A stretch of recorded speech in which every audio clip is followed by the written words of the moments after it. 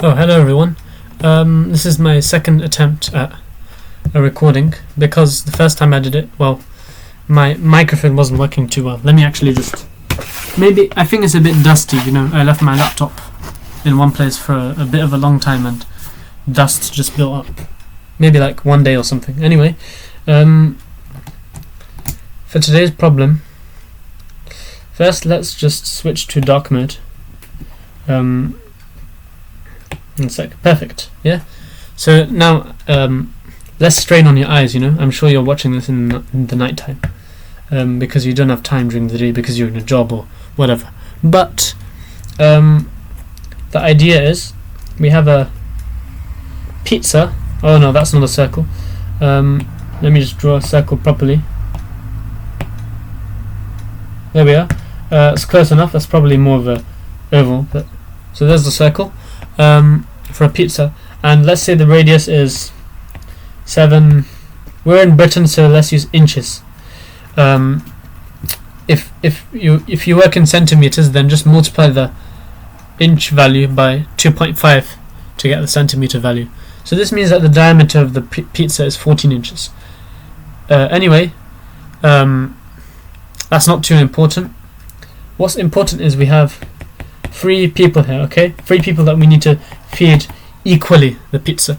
And the normal way to do so would be to go take the center, make a slice with your knife upwards, measure an angle of 120 degrees. You'd probably do it with your eyes because it's not the hardest angle to visualize. You do the same thing for the other slice, and then you do the same thing for the third slice, right? Adding up to 360. That is the beta male way to do it. Don't do this, right? This is the beta male way to don't do this, okay? I know it's simple, whatever, but we need to apply maths into real life somehow. How are we going to do that? Let's instead use the GigaChad method to cut a pizza. So here's our pizza, right? Same exact pizza. Okay, it doesn't look as much of a circle, but let's just deal with it. So I want it so that we have 2 parallel cuts. I'll put 2 arrows like this. 2 parallel cuts so that let's call this T, let's call that U, and let's call that V. So that T and U and V have the same area. So that's what I want, right? So that my 3 friends can have an even share of pizza. How do we do that? Well, let's just exploit the properties of circles and stuff to make the problem a little bit easier. If I draw a line like this, just across the diameter, you can see that the circle is symmetrical. So we can ignore the bottom half and just work with the top half. Makes the problem slightly easier. And better still, there's another line of symmetry. Let me just draw that in red to stand it out.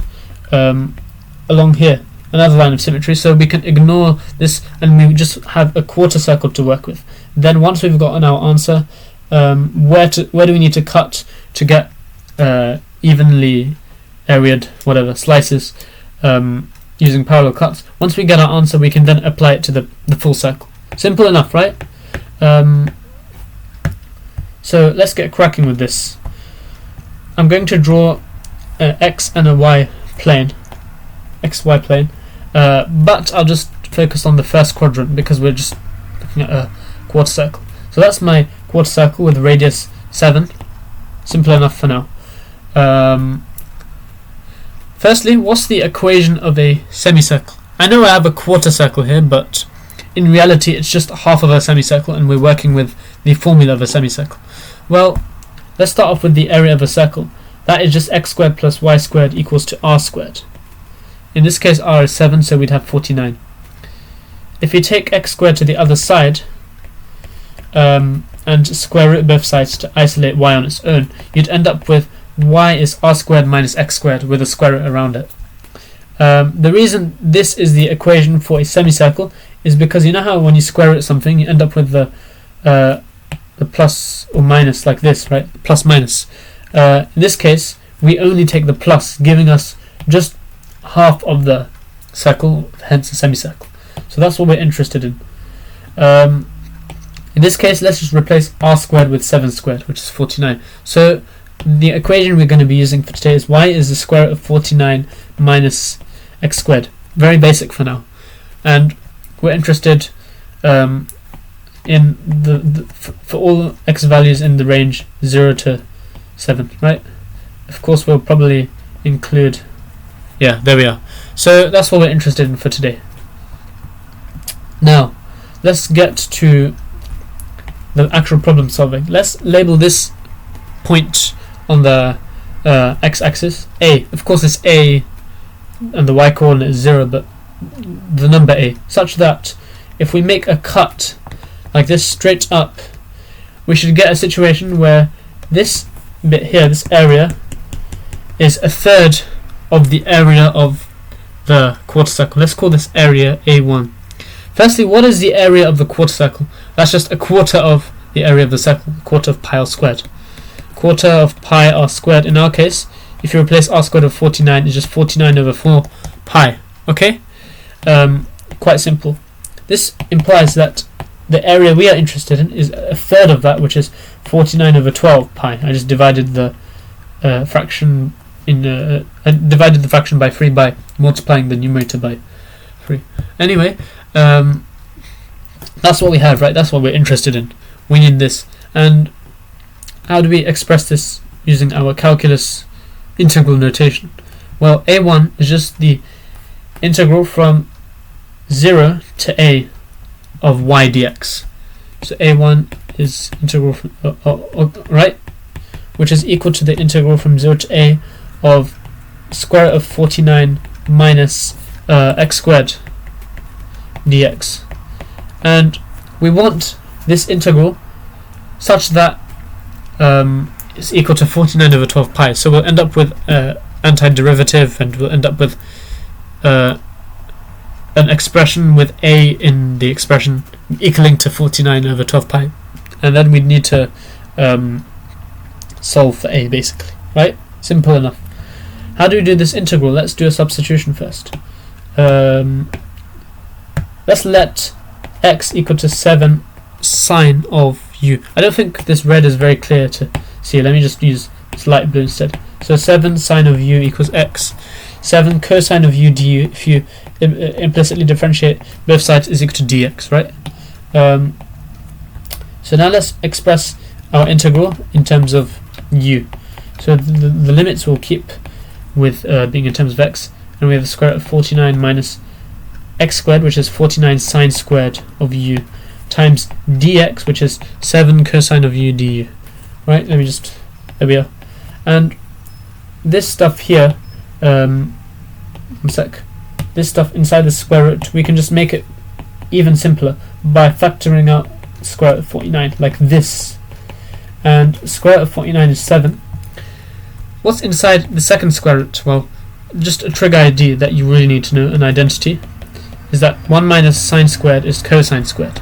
So we end up with the square root of cosine squared, which is just cosine, of course with the 7 in front of it.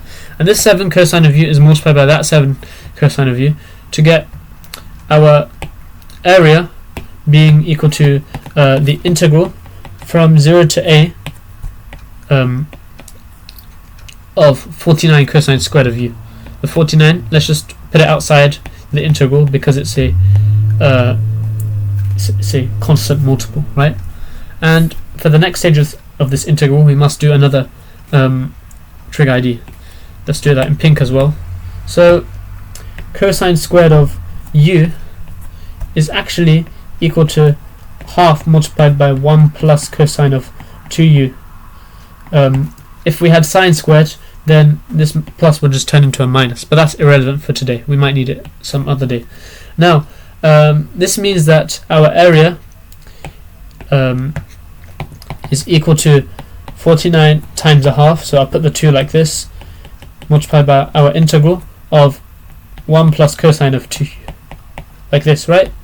And we have something much more easy to integrate because we can integrate the 1 separately from the cosine of 2u. 1 integrates to u, and cosine of 2u integrates to positive half sine of 2u. Of course, you could guess check and adjust accordingly to get this answer. And of course, our limits x going from 0 to a. What's next? We have to put these u's in terms of x.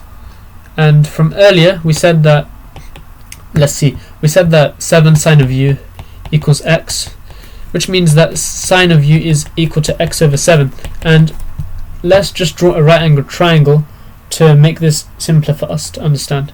So, okay, that's not a right angled triangle. This is a right angled triangle. The angle is u, and we need sine of u to be x over 7, so we do the opposite over hypotenuse.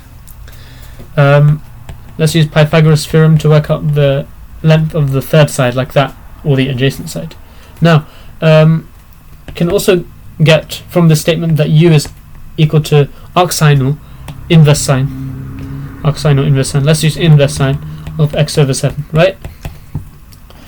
So, what do we have here? We have our area is 49 over 2 multiplied by u, which was arcsine over 7th of x, plus a half sine of 2u.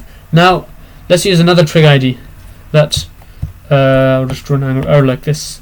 Half sine of 2u, if you use the double angle formula, is equal to sine of, sorry, I put the 2 in the wrong place. It's not squared, it's like this. Is equal to 2 sine of u cosine of u times a half, which is sine of u cosine of u. Alright, like this, right? Now, usually you see this identity written without the half, but this is just the same thing with the half. So we'd end up with plus sine of u cosine of u. So we just write sine of u cosine of u like that. And the sine of u is just x over 7 from earlier. So let's write x over 7 here. And the cosine of u is, according to this right angled triangle, the adjacent over the hypotenuse, which is the square root of all of that stuff, 49 minus x squared, over the hypotenuse, like this. Now let's just expand the fraction. Of course, a1 is equal to 49 over 2 inverse sine of x over 7 plus 49 over 2 times x over 7 times 7. Well, this 7 and this 7 combine to make 49, which cancels out with that 49, so we just have x over 2 here, times square root of 49 minus x squared. Of course, I forgot to talk about the limits. The limits go from 0 to a, of course, and if you plug in 0 into this x over there, you get 0 over 2, which is 0 multiplied by everything else. That collapses to 0. If you plug 0 into the arcsine, you get arcsine of 0, which is also 0, so we don't need to worry about the 0. We just need to worry about the a. a1 is equal to, capital A1, sorry, is equal to 49 over 2 arcsine, or inverse sine of lowercase a over 7, plus lowercase a over 2 square root of 49 minus lowercase a squared. And remember from earlier, a1 is what we use to represent the area of a third of the quarter circle, or 49 over 12 pi. So this is equal to 49 over 12 pi, and all we need to do to get our answer is just solve for a. So why don't we just polish it up a bit? Let's multiply the entire equation by 2 to remove the 2 from like all of the denominators. So we get all of this is equal to 49 over 6 pi. Let's divide everything by 49 now. So I'll just do it like this to save a bit of time and a bit of space. And if you divide the right hand side by 49, you get pi over 6. Next, let's take this term over here and bring it to the right hand side. So arcsine of a over 7 equals to pi over 6 minus a over 49 root 49 minus a squared, right? Then we apply sine to both sides. A over 7 equals to sine of pi over 6 minus all of that stuff, blah blah blah blah blah. And let's multiply both sides by 7. So we get a equals to 7 sine of all of that, right? What is a equal to, you may say? Well, there are many ways to do this. I'll show you the fastest way is just to get your graphing calculator and Sorry for the sudden brightness, but what can we do? So we have two equations, x equals y and 7 sine of blah equals y.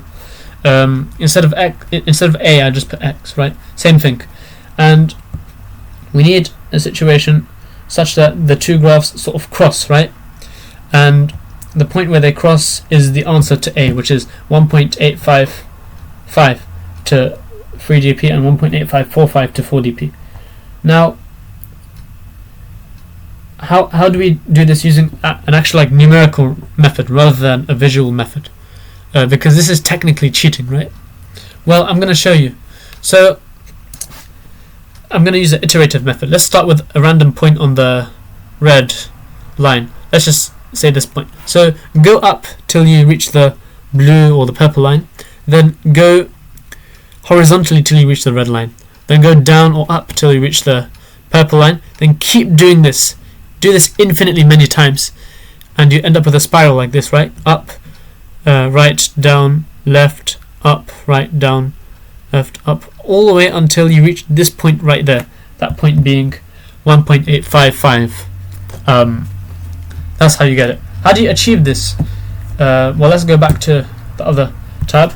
Well, we can just use the iterative method. We can write a subscript n plus 1 equals to 7 sine of pi over 6 minus a n over 49 square root of 49 minus a n squared.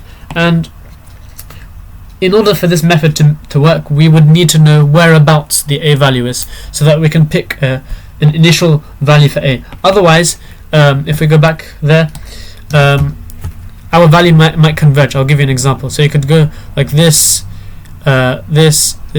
You could end up converging, right? Somehow you end up going the opposite way. So we want to somehow avoid that. So we would need to pick a proper value. I'm just going to pick 1.85 as my initial value. Then I'll put it into my calculator. The way you do this is you'd write 1.85 equals on your calculator, and this allows you to use the answer button. Then you'd write all of this, right? 7 sine of all of that. But instead of writing an, you'd press the answer button on your calculator. So if I do this, unfortunately I don't have my calculator on the screen. I just have it in front of me. I'm just gonna explain verbally what I'm doing. I'm just gonna write that entire expression, but with answer, the answer button, right?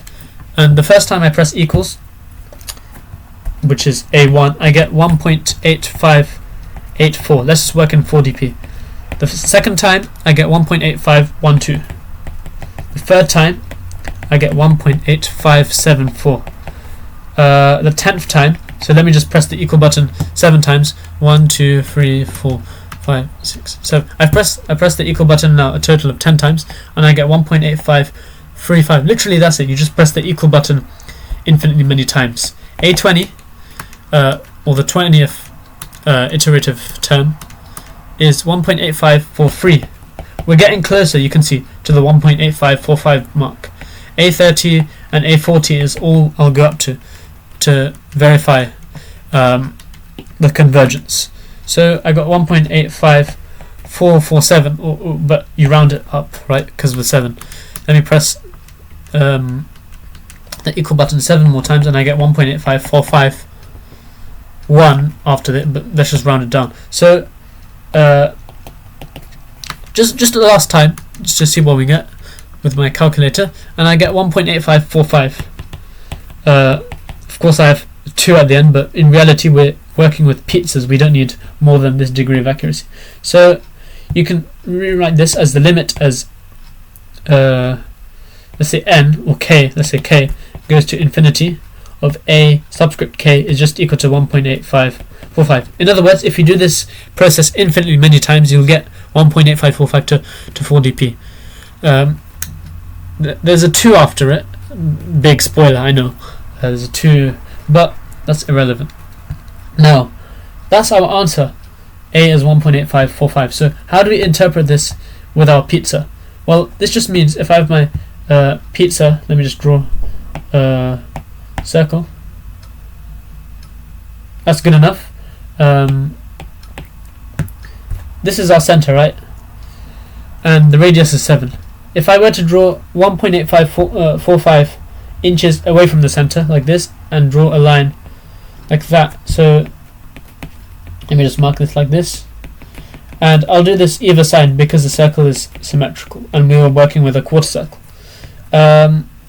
Then you'd end up with this area, let's call it T, that area U, and that area V being equal to each other, right? So that's the answer. In order to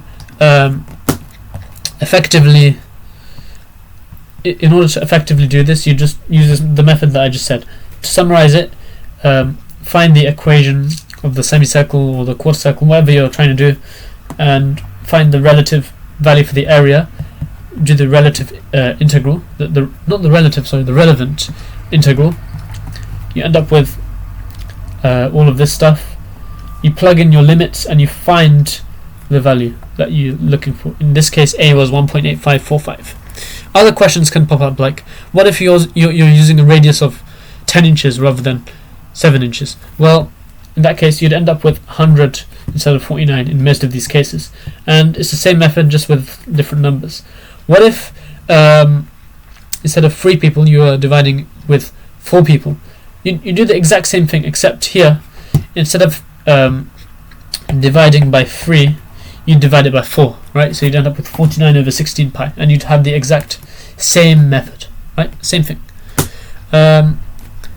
What if someone, because mathematicians are always obsessed with the general cases. What if you had, let's say, n amount of people, number of people that you need to share with, and let's say r was the radius, right? With the general case, right? What would you do then, right? So all you'd do is you'd instead of dividing by 3, you'd divide by n. So, and instead of having this 49 over 4 pi, you just write it in terms of pi r squared, a quarter pi r squared. So essentially, you'd end up with instead of, let me just write the general case in green here for you. Instead of a1 equals 49 over 2 arc sine of x over 7 blah blah blah blah blah, you'd end up with r squared over 2. I think you can just about see that, can you? Times arc sine of x over r plus x over 2 root 49 minus x squared, not root 49, sorry, root r squared minus x squared equals to a quarter pi r squared, right? Or 1 over n times pi r squared, right? And so you just solve for x. Instead of x, let's just use a, right? Just to be consistent with what we did. So a there, and a there, a squared, right? So there we are. That's how you deal with this problem. You can even make up your own general function for this if you are curious. I hope this was a useful video for you. I hope this made you more interested in calculus. I hope you gained something from this. Please like, share, subscribe, etc., etc., and please let your mothers know this is the way to cut a pizza, right? This is how you do it. Not this, sorry, this. Instead of cutting slices from the center, cut like this, alright? And if you have a different number of people and a different radius, just ask me. I'll do the calculations for you. Thank you very much and have a good day.